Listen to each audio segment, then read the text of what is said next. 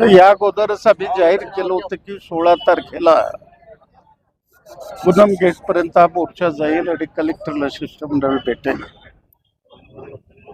शेकडो रिक्षा चालक आजच्या मार्चमध्ये सामील झालेले आहेत. अजूनही पालकमंत्र्याला जाग आलेली नाही आहे.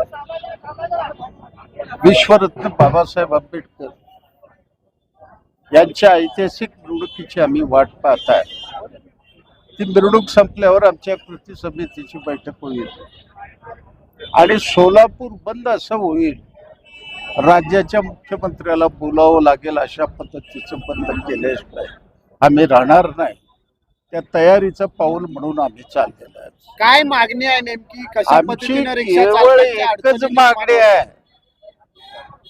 10 पंप बंद पडलेला आहे. 40,000 लिटर LPG ची व्यवस्था करा. त्याचा दर 42 रुपये ठेवा आणि कल्याणकारी मंडळ स्थापन केला म्हणून पुष्कारी मारायला सुरू केला. 800 रुपये भरावं लागतात. महिन्याला 1 रुपये भरायला तयार आहे. 20,000 रिक्षावाल्याला एका महिन्यामध्ये सभासद करायची या कृती समितीची धमक आहे. सरकारने तेही निर्णय घ्यावा, पालकमंत्र्यांनी तेही निर्णय घ्यावा. पालकमंत्री असेल, प्रशासन असेल, कुठंतरी रिक्षा चालकांच्या या मागणीवरती दुर्लक्ष करताना दिसत आहे. आता ते तोडगा काढत नसेल तर असा सोलापूर बंद होईल.